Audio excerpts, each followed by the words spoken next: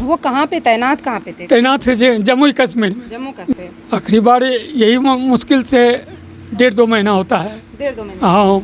उसके बाद गए कब थे? ये पूजा करके गया है देवघर।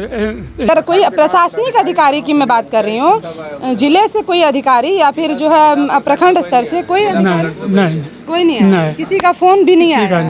देखिए कि ये इन्होंने अपना बेटा खोया है, इन्होंने जन्म भले ही दिया, लेकिन जो अविनाश थे वो पूरे क्षेत्र के बेटे थे।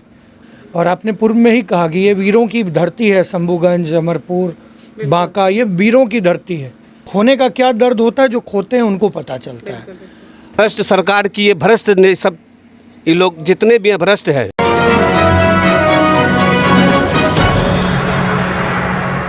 नमस्कार, मैं हूं खुशबू दुबे और आप देख रहे हैं ENS मीडिया। आज हमारी मौजूदगी है बांका जिले के शंभूगंज प्रखंड अंतर्गत पकड़िया गांव में। अब हमारे पीछे जो ये घर देख रहे हैं, मैं आपको बता दूं कि अभी इस घर का, इस प्रखंड का, इस गांव का, इस पंचायत का एक लाल माँ भारती की सेवा करते हुए शहीद हो गया है, जिसका कि दुख, जिसका कि गम, जिसका कि मातम पूरे गांव ही नहीं, पूरे परिवार ही नहीं, बल्कि पूरे बांका जिले, पूरे देश में इस दुख की घड़ी में सभी लोग इनके परिवार के साथ शामिल होने के लिए, इस दुख की घड़ी में इन्हें सांत्वना देने के लिए इनके घर पे पहुंचे हैं। मैं आपको इस प्रखंड के बारे में थोड़ी सी जानकारी देना चाहूँगी अपने दर्शकों को कि बांका जिले का जो शंभूगंज प्रखंड है, इस प्रखंड से, यहाँ की मिट्टी से, इस प्रखंड के इस क्षेत्र से अनेकों वीर सपूत आज माँ भारती की सेवा में बॉर्डर पे देश के जवान के रूप में तैनात हैं। कई ऐसे गांव हैं, इस गांव की भी मैं बात करूं तो इस गांव में भी अनेकों युवा जो हैं वो देश की सेवा में लगे हुए हैं। इस पूरे प्रखंड में देशभक्ति यहाँ के खून में, यहाँ की मिट्टी में है। इस मिट्टी में, इस शंभूगंज की मिट्टी में जन्मे लाल अपने आप को माँ भारती की सेवा में समर्पित करने के लिए तैयार होते हैं। यहाँ के जितने युवा हैं वो अपने जो वहाँ पे सेवा कर रहे हैं उन भाइयों को देखकर भी बहुत कुछ सीखते हैं और अपने अंदर भी देशभक्ति की लौ जलाए बैठे हैं। इस घर का भी एक लाल, एक बेटा जो कह सकते हैं, एक बेटा, एक भाई, एक दोस्त जो है यहाँ के लड़कों का, यहाँ के युवाओं का, वो आज माँ भारती की सेवा करते हुए शहीद हो चुका है देश के लिए।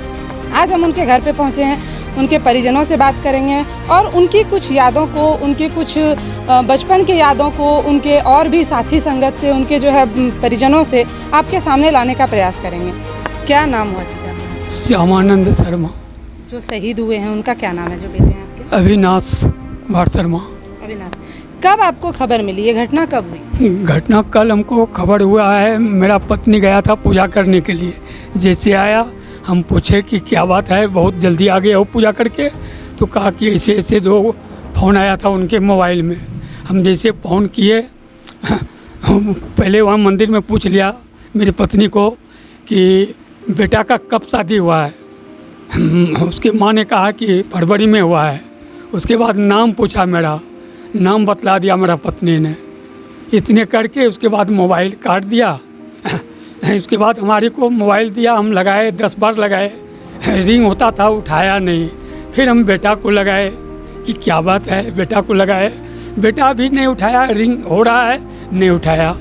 फिर हम सोचे कि अच्छा थोड़ा देर के बाद पूजा पाठ करके आया है, अब जाते हैं खाना पीना खा लेंगे, 2-4 घंटे के बाद नहीं होगा तो विस्तार से करेंगे। कुछ हमको बम्बई से सूचना आया था कि पापा सो गया होगा इसलिए मोबाइल नहीं उठाया। एक बेटा हमारा बम्बई में रहता है, प्राइवेट में है, 5 गो बेटी है, 2 लड़का है, भूमिहीन है, जगह जमीन कुछ नहीं है, अपना कमाते खाते हैं। वो कहाँ पे तैनात थे? तैनात थे जम्मू कश्मीर। जम्मू कश्मीर। जी हाँ। तो फिर कैसे जानकारी मिली? कैसे जानकारी हुआ, वही सिपाही जो वहाँ से बोला।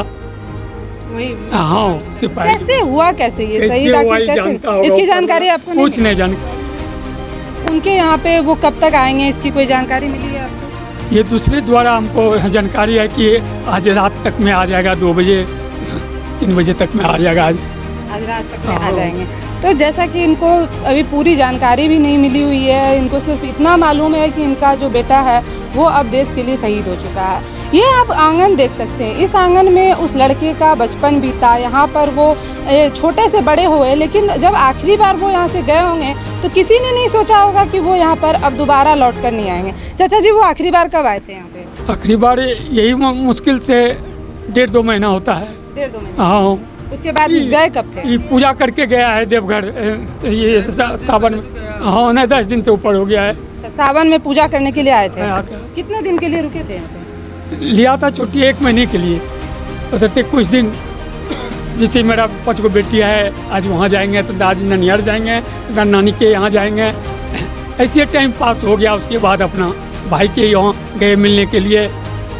यानी कि कह सकते हैं कि जो सावन में पूजा करने के लिए आए, सभी बहनों के घर जाकर मिले, सभी भाई अपने भाइयों से जाकर मिले, अपने माता पिता से मिले। आखिर इसके बाद जब वो यहाँ से गए, उन्होंने भी ये नहीं सोचा होगा कि मैं इस आंगन में, इस गांव में, इस प्रखंड में, इस ज़िले में दोबारा पाँव नहीं रख पाऊँगा। ये किसी ने नहीं सोचा होगा। और भी जो है यहाँ पर लोग हैं, उनसे भी बात करेंगे, उनसे और ज़्यादा जानकारी जुटाने की। और मैं आपको एक चीज़ बता दूं कि उनकी शादी को अभी 6-7 महीने ही हुए थे। आप सोच सकते हैं कि उनके परिवार के ऊपर कितना दुखों का पहाड़ टूट पड़ा है। उनकी पत्नी के ऊपर, जो कि एक नई नवेली दुल्हन बनकर आई थी। मैं आपको दिखाऊंगी कि इनके घर के आंगन में जो शादी के टाइम में जो कहबरा बनाया गया था, जो कहबर बनाया गया था शादी में, वो अब तक रखा हुआ है उनकी शादी का, और वो देश की सेवा में शहीद हो चुके हैं। ये कहीं ना कहीं सच में बहुत ज़्यादा कठिन दुख की घड़ी है। एक तो बूढ़े माँ बाप, ऊपर से उनकी अभी नई नई शादी हुई है। ये भगवान इन लोगों को इतनी बड़ी जो है दुख सहने की शक्ति दे, ये हमारी कामना रहेगी। और भी यहाँ पे उनके जो दोस्त लोग हैं, उनसे भी बात करेंगे हम कि वो अपने जो यहाँ पे रहते थे, कैसे दोस्त थे, कैसे बेटे थे, और भी जानकारी उपलब्ध करें। क्या नाम हुआ आपका? बम शर्मा। आप उनके कौन लगते हैं? भाई। कैसा जो व्यवहार था उनका आप लोगों के लिए, जो अब सिर्फ यादें बन के रह गई होगी, कैसी यादें हैं उनके साथ में? बचपन से वो सरल स्वभाव का था, किसी से मार झगड़ा लड़ाई नहीं, शांत स्वभाव का था, सबसे बराबर प्यार करता था, आता था, सबसे मिलता था, प्रणाम पर छूता था। पढ़ाई लिखाई की बात करें तो उनकी कहाँ हुई थी प्रारंभिक शिक्षा? प्रारंभिक शिक्षा गाँव पर ही हुई थी। गाँव में। उसके बाद उच्च शिक्षा के लिए यहीं कुरमा हम लोग का कॉलेज पढ़ता है, लोकल कुरमा कॉलेज यहीं से। कुरमा कॉलेज से उनकी पढ़ाई हुई। तो क्या जब वो आए थे, कभी आप लोगों ने ऐसा सोचा था कि इसके बाद जो जा रहे हैं वो दोबारा यहाँ वापस नहीं आएंगे? ये तो कभी कोई नहीं सोच सकता है, हम भी नहीं सोचे थे। आप लोगों को अब तक क्या जानकारी मिली है वहाँ से? वहाँ से वही फ़ोन आया कि आप माँ कौन है, पिताजी का नाम क्या है, शादी कब हुआ है। उसके बाद धीरे धीरे इनसे कुछ छुपाया गया और लोग को फ़ोन आया कि ऐसे ऐसे शहीद हो गया। तब उनको शाम को जानकारी मिला सबके द्वारा। उनकी शादी को कितने महीने हुए थे? फरवरी में शादी हुआ। फरवरी में शादी। 6-7 महीने कह सकते हैं कि अब तक उनकी शादी को हुए हैं। और भी जो है आप देख सकते हैं कि पूरा गांव यहाँ पर इकट्ठा है इनके परिवार के साथ इस दुख की घड़ी में इनको सांत्वना देने के लिए। चाचा जी एक बात बताइए, ठीक है अब तो जिनको वो शहीद हो चुके हैं, ये अब दुख का पहाड़ है आपके प्रति, लेकिन आपके लिए, लेकिन अभी जो चले गए, लेकिन अमर हो गए वो शहीद होके, जाना था चले गए, लेकिन हमको ये बताइए कि प्रशासनिक स्तर से अभी तक कोई यहाँ अधिकारी आए इस दुख की घड़ी में आपके साथ? बांका जिले से कोई प्रशासनिक अधिकारी अभी तक नहीं कोई आया। किसी का फोन आया आपको? फोन भी नहीं आया। किसी भी प्रशासनिक? नहीं। अगर पंचायत स्तर की बात करें या ब्लॉक स्तर की बात करें तो उस पर भी कोई अधिकारी नहीं आए? क्या अधिकारी नहीं समझ में आ रहा। कोई भी अगर कोई प्रशासनिक अधिकारी की मैं बात कर रही हूँ, जिले से कोई अधिकारी या फिर जो है प्रखंड स्तर से कोई नहीं कोई नहीं आया, किसी का फोन भी नहीं आया। ये बहुत ही दुख की बात है कि आज अगर हमारे जिले का कोई बच्चा शहीद होता है तो इसकी जिम्मेदारी बनती है प्रशासनिक स्तर की कि वो इस दुख की घड़ी में इन परिजनों के साथ रहें। आज इनका बेटा अपना जो है जान गंवा बैठा देश की सेवा में, आपका ये फर्ज बनता है कि आप इस दुख की घड़ी में इनके साथ रहें। इनको अब इनका जो गुजर बसर होगा ये किनके भरोसे अब रहेंगे? इनका बेटा चला गया, एक पत्नी का पति चला गया, अब ये किनके भरोसे रहेंगे? तो अभी तक तो कोई मदद भी नहीं मिला होगा। मुखिया जी लोग आए थे क्या? अभी तक नहीं आया था, हम नहीं थे, हम गए थे। मुखिया जी आया था। बांका में। क्या नाम क्या हुआ? मेरा नाम ओम प्रकाश शर्मा है। आप उनके कौन लगते हैं? मैं उनका चाचा हूँ, छोटा चाचा। अभी तक प्रशासनिक अधिकारी में से कोई नहीं आया? कोई नहीं आया है। क्या चाहते हैं कि उन लोगों को आना चाहिए था? आना चाहिए था। कोई फोन वगैरह? कोई फोन नहीं। ये बहुत ही निंदनीय है। ये भ्रष्ट सरकार की, ये भ्रष्ट ने सब, ये लोग जितने भी भ्रष्ट है, काफी निंदनीय है कि आपके जिले का, आपके प्रखंड का एक जवान शहीद होता है, आपने अपने स्तर से सांत्वना तक व्यक्त नहीं की। क्या जिम्मेदारी बनती है आपकी अपने जिले वासियों के लिए? क्या जिम्मेदारी बनती है आपकी? आपके जिले के जो जवान बॉर्डर पे तैनात हैं, जो अलग अलग जगहों पे तैनात हैं, उनके परिवारों के लिए क्या जिम्मेदारी बनती है आपकी? हमारे साथ एक जनप्रतिनिधि हैं जो कि इस क्षेत्र के काफ़ी जाने माने चेहरे हैं, उनसे भी हम बात करेंगे। सबसे पहले आपका बहुत बहुत स्वागत है। मृणाल शेखर, डॉक्टर मृणाल शेखर हमारे साथ मौजूद हैं, जो कि इस क्षेत्र के एक जाने माने चेहरे के रूप में जाने जाते हैं। आप इस दुख की घड़ी में यहाँ पर आए, क्या कहना चाहेंगे परिवार वालों से? देखिए कि ये इन्होंने अपना बेटा खोया है। इन्होंने जन्म भले ही दिया, लेकिन जो अविनाश थे वो पूरे क्षेत्र के बेटे थे। वो भारत माँ के असली सपूत थे, जो रियल हीरो होते हैं। हम लोग रियल हीरोज़ को देखते हैं, लेकिन वो रियल हीरोज़ हैं जो कि वो जब निगहबानी करते हैं, सरहद पे पहरेदारी करते हैं, तो पूरा देश चैन से सोता है। ऐसा ही एक वीर बेटा हम लोगों के बीच से गया। और आपने पूर्व में ही कहा कि ये वीरों की धरती है। शंभूगंज, अमरपुर, बांका, ये वीरों की धरती है। और मैं तो देखता हूँ कि प्रतिवर्ष इस क्षेत्र से 2, 4, 5 बेटे देश के लिए अपना सर्वोच्च बलिदान देते हैं। और आज जैसे ही मुझे कल देर रात्रि में जानकारी हुई, आज मैं यहाँ पर आया हूँ और उनका पार्थिव शरीर कल सुबह मुझे लगता है कि यहाँ पहुँचेगा 3-4 बजे सुबह तक, जैसी जानकारी मिल रही है। और ये इस दुख के घड़ी में पूरा समाज, पूरा क्षेत्र इनके साथ है। और हमने खोया है, खोने का क्या दर्द होता है, जो खोते हैं उनको पता चलता है।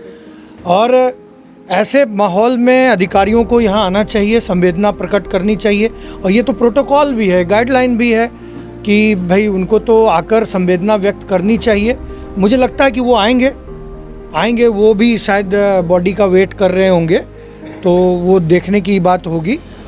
और ऐसी परिस्थिति में आज सरकार को पूरी तरीके से इस परिवार के साथ रहना चाहिए। समाज तो है ही, सरकार को भी साथ देनी चाहिए। और मैं भोलेनाथ से, महादेव से यही प्रार्थना करता हूँ कि इस दुख की घड़ी में पूरे परिवार को हिम्मत दें, धैर्य प्रदान करें। और हम लोग जो अपना नैतिक दायित्व है, मुझे लगा कि नहीं इतनी बड़ी घटना है तो जनप्रतिनिधि कोई भी हो, ये पहला है कि वो दुख की घड़ी में अपने लोगों के साथ खड़ा रहे। इसी विचार के नाते मैं यहाँ पर आया हूँ कि उनका जो बलिदान है वो अमूल्य है। और उनका नाम भी अविनाश था, जिनका नाश नहीं हो सकता। अविनाश का मतलब ही जिनका नाश न हो। वो भले ही उनका शरीर उन्होंने छोड़ा है, लेकिन उनकी आत्मा यहाँ है। और जब तक यह पृथ्वी रहेगा, गगन रहेगा, तब तक उनकी कीर्ति को हम लोग याद करेंगे और उनके त्याग और बलिदान को हमेशा यह क्षेत्र याद करेगा। कहते हैं कि देश के लिए जो भी जवान वहाँ पे अपनी जान गंवाते हैं वो कभी मरते नहीं हैं। आज इस घर का बेटा अगर वो गया, वो कहीं गया नहीं है, वो हमेशा यहाँ के युवाओं के दिल में, यहाँ के लोगों के दिल में वो हमेशा रहेगा। जब भी इस क्षेत्र में किसी सेना के शहीद होने की खबर आएगी या किसी के सेना में भर्ती होने की खबर आएगी, तब सभी युवाओं के दिल में, तब सभी समाजवासियों के दिल में एक बार अविनाश जी का नाम जरूर गूंजेगा। वो कभी नहीं मरते हैं, वो शहीद हो जाते हैं, वो अमर हो जाते हैं। आप एक जनप्रतिनिधि होने के नाते इस क्षेत्र के या बांका जिले की बात करें, बांका जिले के युवाओं को क्या कहना चाहेंगे? जिस तरह से इन्होंने वहाँ पे अपनी जान गंवा दी, शहीद हो गए वहाँ पे, और युवाओं को कितनी प्रेरणा लेनी चाहिए इससे? एज ए जनप्रतिनिधि आप क्या संदेश देंगे? देखिए, युवा हमारे देश के वर्तमान भी हैं और भविष्य भी हैं। और ये कोई भी आदमी जो शहीद होता है तो वो शहादत का सौभाग्य सबों को नहीं प्राप्त होता, वो वीर गति कहलाता है। और ये सौभाग्य सबको नसीब नहीं होता है। तो उनकी शहादत के बारे में, वो उनका जितना बड़ा त्याग है, कोई भी देश के लिए मर मिटना, भारत माता के लिए अपना सर्वोच्च बलिदान देना, ये सौभाग्य सबों को नहीं है। जिनको भी ये सौभाग्य मिलता है, जो भारत माता के लिए सही मायने में शहीद होते हैं, जिनको ये सौभाग्य मिलता है, वो भाग्यशाली होते हैं। बाद बाकी तो दुनिया में लोग आते हैं और जाते हैं, गुमनामी के अंधेरे में लोग खोता है, उनको कोई याद नहीं करता। लेकिन जो भी व्यक्ति देश के लिए अपना त्याग करते हैं, बलिदान देते हैं, या जिनका भी इतिहास लिखा गया है, इतिहास पैसे वालों का नहीं लिखा जाता। इतिहास जिन्होंने कुछ किया है समाज के लिए, अपने राष्ट्र के लिए, अपने परिवार के लिए, इतिहास हमेशा उनको ही याद करता है। तो हम ऐसे जितने भी लोग जो शहीद हुए हैं देश को, मैं उन सबों को अपनी श्रद्धांजलि अर्पित करता हूँ। एक आखिरी चीज़ मैं पूछना चाहूँगी कि अभी जैसे इनका बेटा यहाँ इस घर का बेटा अभी शहीद हो गया, आपको क्या लगता है कि एज ए प्रशासनिक तौर पे या फिर जनप्रतिनिधि के द्वारा इनको क्या मदद मिलनी चाहिए? अभी ये तो बेटा तो वापस नहीं आ सकता है, लेकिन उनके चले जाने के बाद जो इनको अपूर्णीय क्षति हुई है उसकी भरपाई के लिए थोड़ा बहुत क्या मदद इनको मिलना चाहिए? देखिए, थोड़ा बहुत नहीं, जो शहीद होते हैं उनके लिए गाइडलाइंस है और उनके परिवार को सरकार सहयोग करती है, उसके लिए जो क्षति हुई इनको वो पूरी नहीं हो सकती। मैं इसीलिए थोड़ा बहुत की मैंने बात इसलिए उस क्षति को कोई पूरा नहीं कर सकता।